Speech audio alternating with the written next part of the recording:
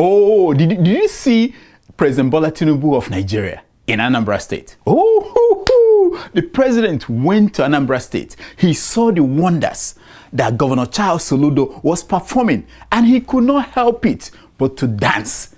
Take a look.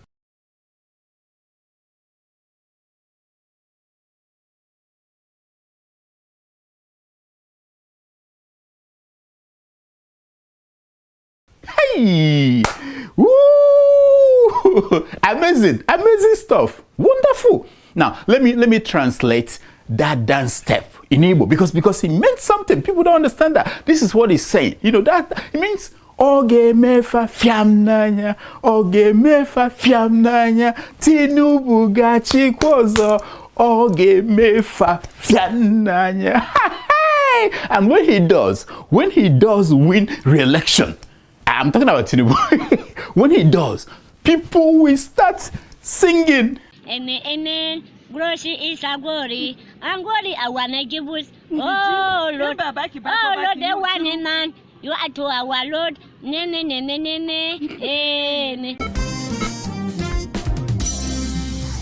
Welcome to the show. My name is Dr. Damages. We are coming to you from the greatest city in the world. New York City. Yes, New York City is so great, but Chicago is the place that stole the show this week. Two Chicago bobos, Bobo 1 and 2, stole the show this week. Now. Let me start with the old one, the one you know about. The Nigerian president, Alhaji Bola Tinubu, visited Anambra State this week. He did not just see a performing governor. He saw one that reminded him of when he was governor of Lagos State. Hey, when he chased the sea further away, just like Moses did at the Red Sea. Oh yes, Tinubu did that in Lagos. He remembered when he got his hands into the pockets of Lagosians and squeezed them. That was before those small boys that took over from him started messing up. You know what? Who wrote this crap? Anyway, Tinubu danced with Soludo because he has penciled Soludo down as the one of the defection list. He is on the defection list. The worst on the street is that Soludo is on Tinubu's list of governors that will defect soon. But that won't happen until after Soludo's October re-election. Oh yes, they have to wait. And if Soludo continues to behave well, play his political cards well, write open letters when needed, grant interviews, instead of Wike, Soludo will be the first president of Igbo extraction since 1999. Now, to celebrate that, Tinubu tried his luck to speak Igbo. You know, he chose the hardest PhD level Igbo anybody could try in public without 10,000 hours of practice. Tinubu didn't pick a small proverb like kafune fune diatoa fune fune ogadiaga. He picked a difficult saying. Watch the man in action.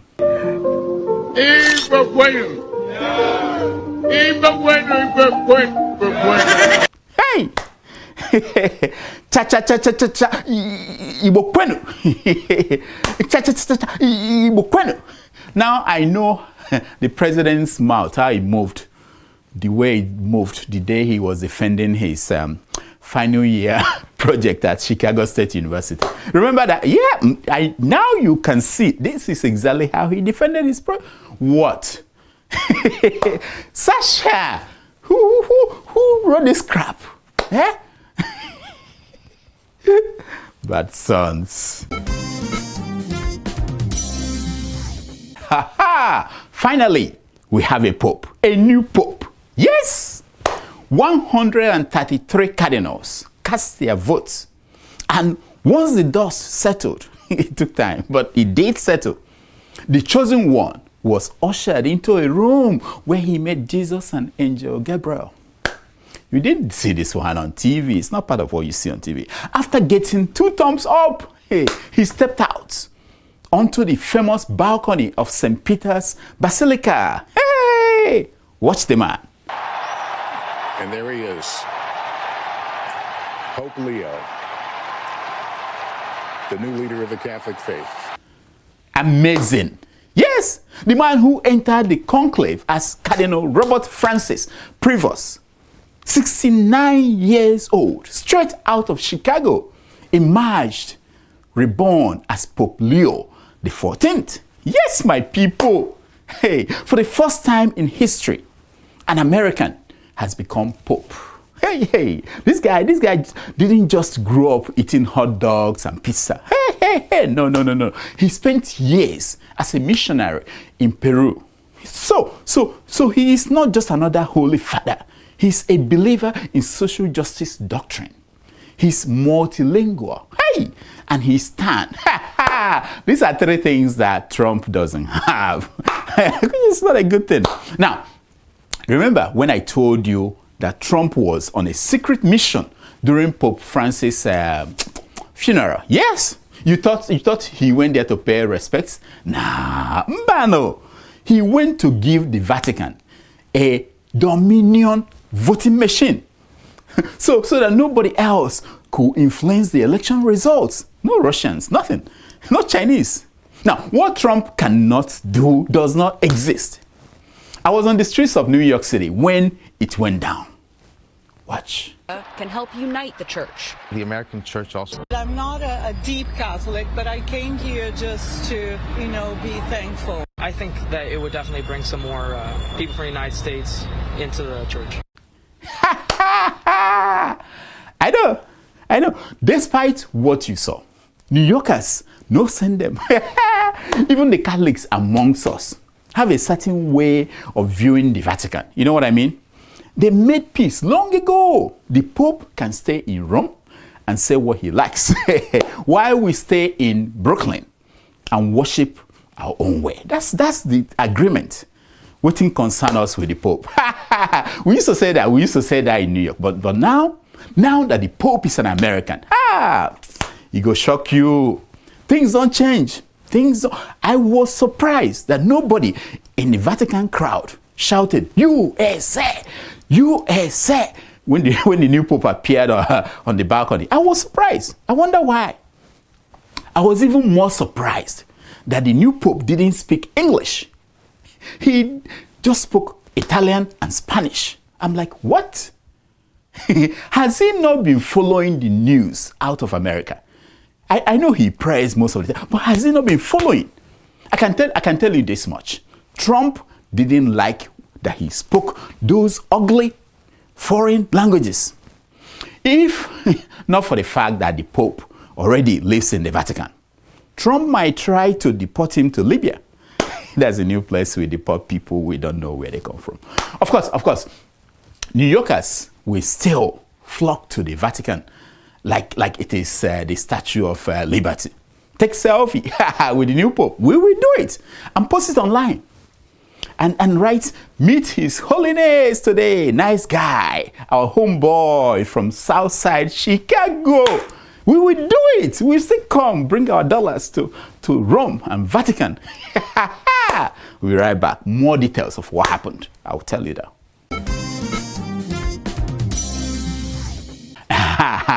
Now, this new Pope, he is not like Francis. He's from the Augustinian order, which means expect miracles like Pastor Enoch Adeboye. Yes, he may drive from Rome to Peru in a car without fuel. He might even release a hit gospel album like Prophet Indaboske. Don't play with this new Pope. And because he's an American, if you disrespect him, forget about being excommunicated. No. He will just give you the holy middle finger. So when Trump posted that AI-generated photo of himself dressed like a pope, now you understand what he was hinting at. Yes, Trump is wonderful. People don't understand him. Yep, that Americans will take over the Vatican. That was what he was telling you. Speaking of middle fingers, I think I understand what the cardinals did by electing an American pope. I know it. They gave Trump and his mockery of the papacy a big middle finger. They said, now eat this, beat this. For 1.4 billion Catholics around the world, there is a new sheriff in town, and Trump better watch out. In just 48 hours, Pope Leo XIV will be the most popular person on earth, more popular than Trump, Beyonce, and Messi combined. In fact, in the last 2 days, his photo has been reproduced in more places than any other human being on earth. I just hope that Trump won't get jealous. You know what I mean? History has shown that those who try to compete with the Pope, any Pope, for attention, they always lose. If you don't believe me, ask Brutus. Hey, yes! From now on, it is Vatican first, America second. Vatican first, America second. I'm sure that Bayo Onanuga, the Tinubu's media manipulator #1, has forgotten Fela's song, "Teacher, Don't Teach Me Nonsense." He has forgotten. I say that because I saw Bayo the other day busy lecturing Akinwumi Adesina of African Development Bank. Nonsense. Wetin man no go see for Nigeria? In 2015, during President Jonathan's time, before APC came in and Nigeria had about 190 million people and a GDP of 493 billion. That gave us a GDP per capita of about 2,728. Not fantastic, not Dangote type of money, but at least you could buy dignity and more than a sachet of pure water for 50 naira. Fast forward to 2025, 10 years later, more churches, more stealing politicians. Buhari had happened to Nigeria. More Fulani headers had invaded Nigeria and occupied our forests from other West African countries. Yes, Nigeria's population has ballooned to 237 million. Yes, we added 47 million more human beings. That is like adding another Ghana inside Nigeria. Meanwhile, the GDP didn't just stagnate. No, it shrank like a nylon bag in hot water, down to 387 billion. That's what happened. So let's do small math. Don't run. This is not jam, More people, less money. GDP per capita, what do you think? It has crashed like beetle crushed by a 911 lorry. It is now 850, our lowest since independence. That is not just low. That is, God, a big kind of low. That is not economic decline. It is economic free fall with no parachutes, no prayer points, and no plan. Now, you don't need a Harvard degree in economics to understand what is happening here. You don't. Imagine your father had 5 children in 2015. And by 2025, he added additional 3. but his salary has dropped by half. Do you need a UN report to know that dinner will now be soaked Garri without sugar? Even granite, no granite. But somehow, Bayo Onanuga, with his portable kind of brain, doesn't get the memo. Instead of asking why Nigeria's economy is as empty as gala bought on Third Mainland Bridge, he is online dragging Akinwumi Adesina of the African Development Bank, a man who simply pointed out the obvious. Omo, when a GDP per capita don't follow. That was it. Adesina's audacity to say what his calculator is telling him shocked Bayo Onanuga. That was it. He lost it. I'll tell you what he did next and what it means for you. Meanwhile, UNICEF has already raised alarm that more Nigerian children go to bed hungry than anywhere else in the world. Anywhere else, the world of my people. Not West Africa, not ECOWAS, no, the entire world. But Oga Bayo is busy arguing about why these mathematicians are carrying one instead of where they are taking the other one to. He's confused.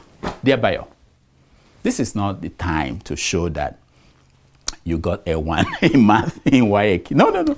It's time to whisper into your principal's, your guy's ear, or shout if you have to, if he's sleeping, that things are bad. Like fuel is 90 naira and rice is a luxury item. Bad.